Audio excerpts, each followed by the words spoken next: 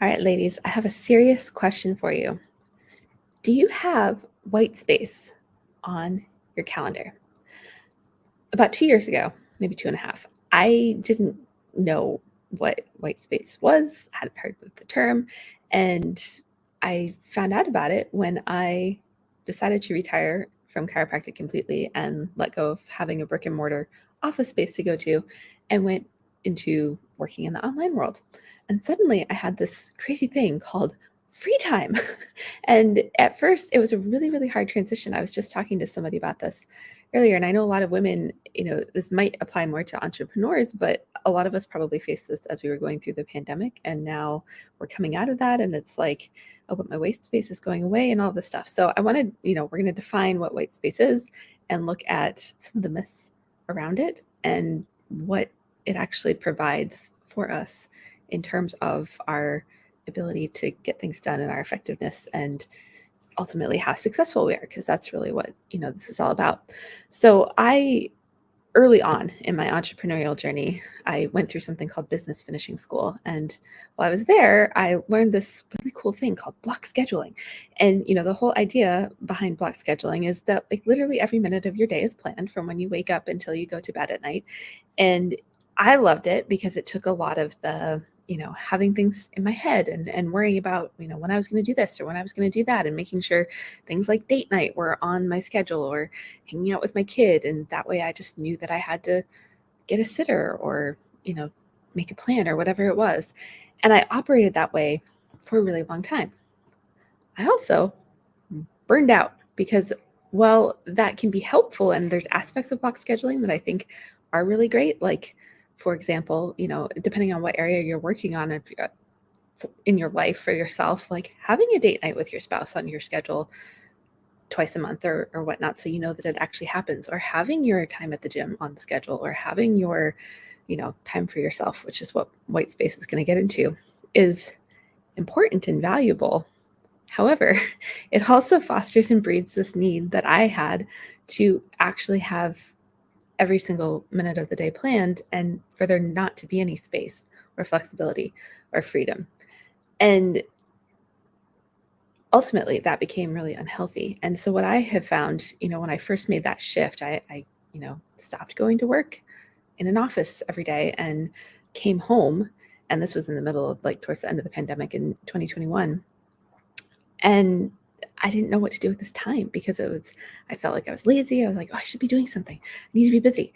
We get driven by this need for busyness, but the busyness isn't necessarily driving what we need forward, right? We can fill our time with a lot of things to fill our time and make it feel and seem like we're somehow being successful, but that's not actually what's happening.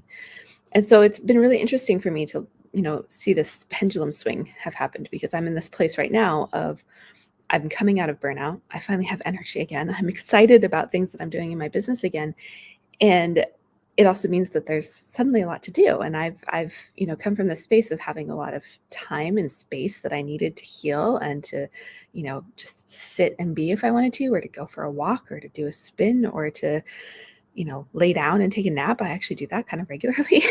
um, and all of a sudden I have, like, these things on my plate, and it's like, oh, my calendar is starting to feel like there's not enough white space again, because I decided to experiment with, Google Tasks, and that's filling them in places. And I'm like, but where's my, like, freedom? And my whole point with this is we have to find a way to find some balance. And I know I'm speaking more to, like, the entrepreneurial side of who I work with right now, but this can also apply if you're in corporate, or have a 9 to 5 job, or whatever the parameters are around that. You can still work on creating some of this stuff outside of that. I think the biggest blessing that we all went through with the pandemic and things shutting down, well, it was really hard in a lot of ways. It was also a blessing, just that it forced a world that is so busy and so go and so driven to actually stop for a while. And for a lot of us, myself in this, absolutely, it was like a realization of, you know that space is really not just nice but necessary, because it's where we get to be creative and intuitive. And, especially for our business owners, one of the biggest things that is always a struggle, especially if you're in a service-based business, is that, we're always working in the business instead of on the business. And it's the white space in our calendar. And what white space really means, I should have defined this a while ago, but it's like the free time. There's no plan for that time. It's just a time where you get to do whatever it is that you need in that moment.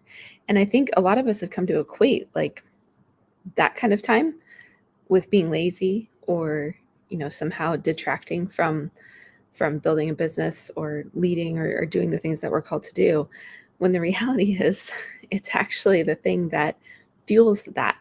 And so another thing that I've been aware of recently, just in having this like reignition of my own passion and drive and propulsion forward in terms of business and life and a lot of things, is this idea of capacity. And what capacity is, one of my mentors, Dr. Valerie Rain, talks about this, and is partly where I got this from, but it makes a lot of sense. It's like we have the gas pedal, right? The accelerator, and we have the fuel in the tank. And ideally, those things are matched to where the gas pedal is at a rate where the fuel in the tank isn't really depleting, or maybe even is going up some.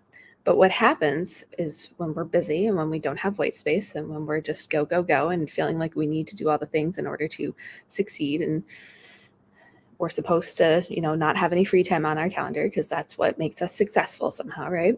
Is we keep pushing that gas pedal down and accelerating, but our energy is not getting refilled. And so we eventually just blow right past that gauge and our tank is completely depleted, and we are left wondering why we're burnt out and why we have no energy and why our hormones are all out of whack and why, our digestive system's all messed up and all of this stuff that I see in a lot of the women that I've worked with all over the years. And it's finding that balance, right? And so it's recognizing in myself, like when I'm excited about things and I'm implementing new stuff right now and I have all these ideas. And so it's taking the time to like flush those out and also recognizing like, oh, I've been on the computer for however, many hours. And like, it's like I hit a wall and I start to feel my energy drop.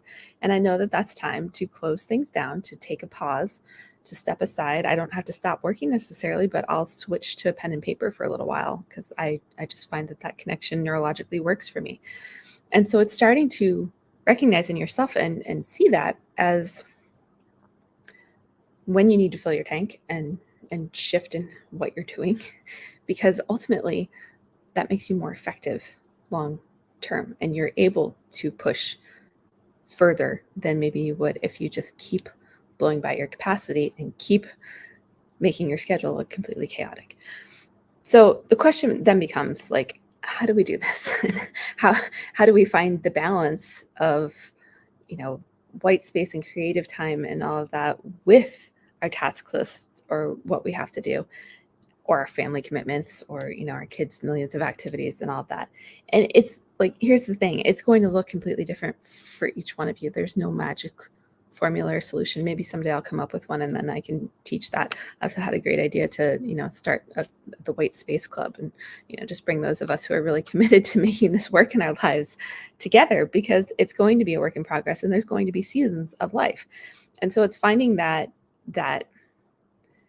kind of combination point of the two ways that I've always lived my life is what I'm finding works best. And it's, maybe I have small chunks where I have blocked time and I'm really, productive and know that that's when I'm doing this stuff. And it's at a time of day where I am the most energetic and, feel the best about doing that. And then I have blocked chunks where there's nothing that I have to do and I get to choose if I work out or if I go lay down or if I play with my kid or if I, journal or meditate, or like there's all these different things that I have in my toolbox and my arsenal now that I get to choose in those moments. And I have all of that set up every single day.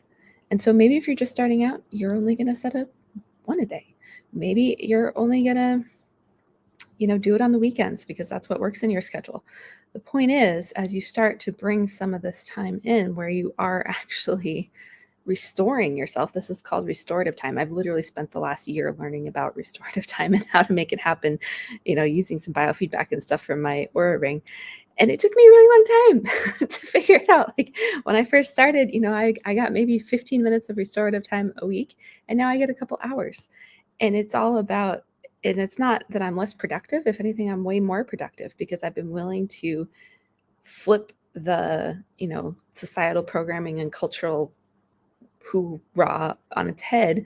A lot of it driven by, a male dominated workforce and what business is supposed to look like. And just be okay with creating what I need and know that I'm better for it and that my stamina is there longer for it, because all of us, we're in a marathon. It's not a sprint. Are there going to be times of sprint in your business or in your career or in your family life? Yes, but you have to have an endpoint in sight. This is something that I see so many high achieving driven women missing, is there's no endpoint. It's like, oh, we're just going full speed ahead. That accelerator is pushed all the way down all the time. And that's ultimately what leads us to burnout. And having come through it over the last 5 years myself, I can say it's not somewhere any of us really want to be.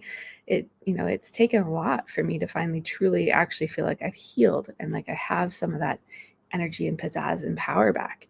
And so if you're in that place where you're feeling depleted and you're feeling like you're just going, or you're feeling stuck and don't know exactly what that's going to look like, there's a couple of invitations that I have for you just to come into the world of this conversation, because this is what I teach on and lead and do all day long. And I am in this place of transitioning from, I went from chiropractic to functional medicine to coaching and to where I've really found that I thrive and have the most energy and the most to provide for those who are in my world and taking on their lives in this way is through mentoring and, workshops and kind of group conversation, because there's so much power that can be harnessed and held in the group process. So there's like 2 ways I'm going to share with you to just start to get connected into all this world, especially if you're new to me and to this world. One is my podcast. It doesn't involve showing up for anything. You can listen to this on your own time. Maybe this is some of your white space, although I would really encourage